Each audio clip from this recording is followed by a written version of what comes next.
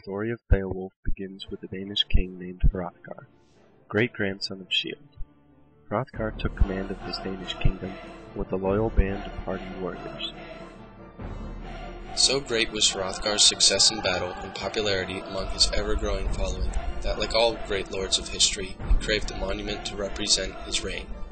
The Hall of the Heart, a mead hall with no equal, was soon created for this mighty king. Hrothgar opened his doors to all noble warriors to join in the glory of such a fine hall, and with its completion, his name and the hall's greatness spread far and wide.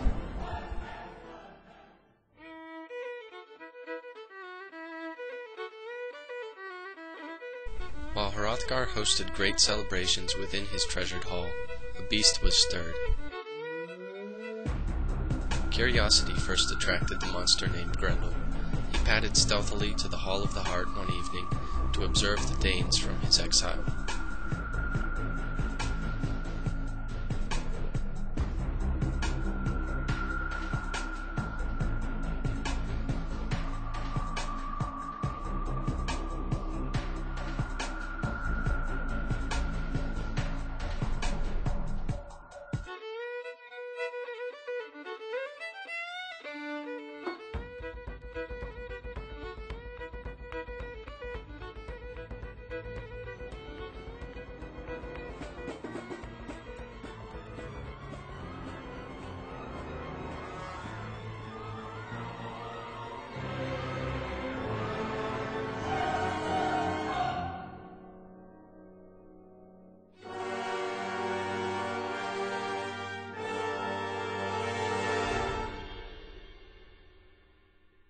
Upon seeing the Danish warriors, all in a drunken slumber, anger and bloodlust overtook Grendel.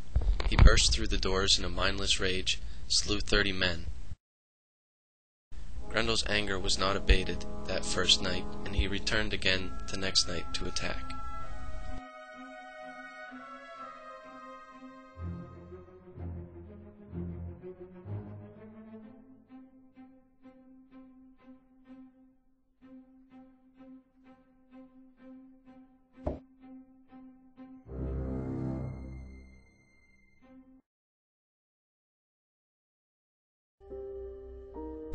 Warriors that were welcome to the festivities held at the Hall of the Heart soon declined the invitation.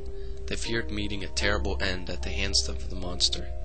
For 12 years the Hall of the Heart remained deserted, the taint of blood on its walls reason enough for men to ignore its past splendor.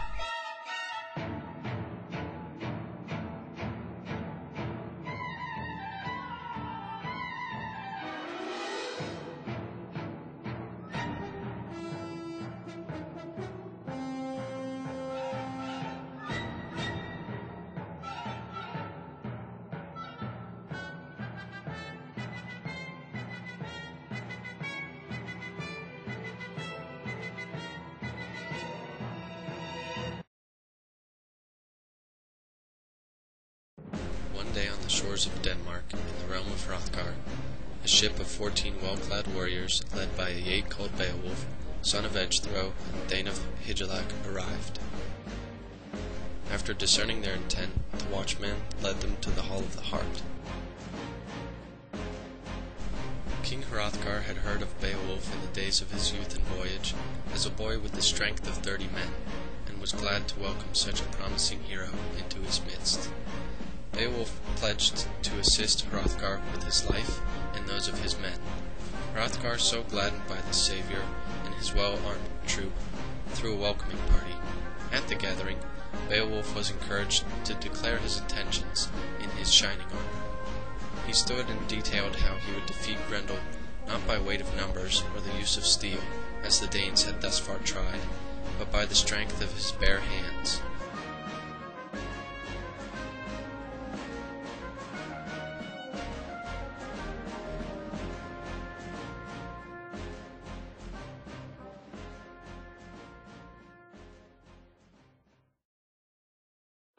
The Danes were greatly satisfied, save one, Unferth, son of Eglaf.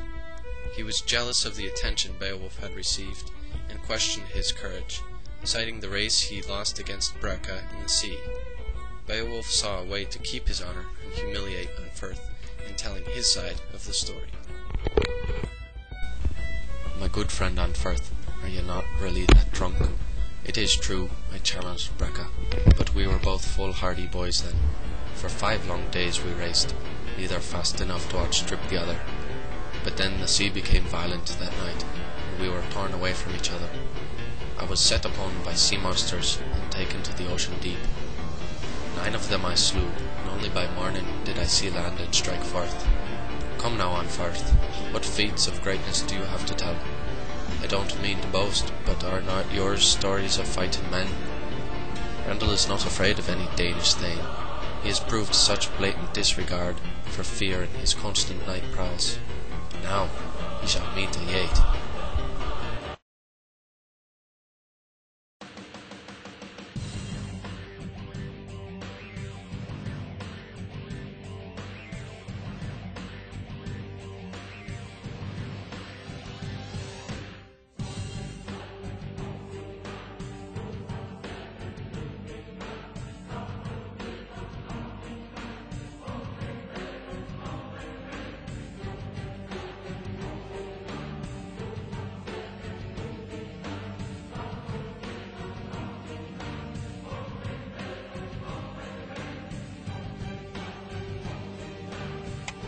That night, as the Thanes settled down to sleep around their unarmored leader, only one pair of eyes stayed trained on the door.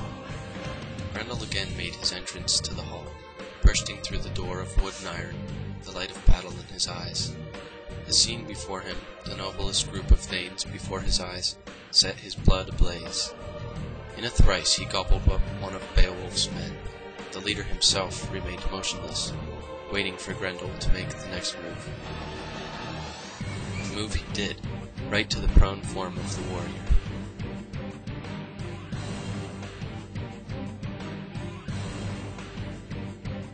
In his greed for gore, Grendel snatched at Beowulf, only to find himself in an embrace of strength never before witnessed, and thus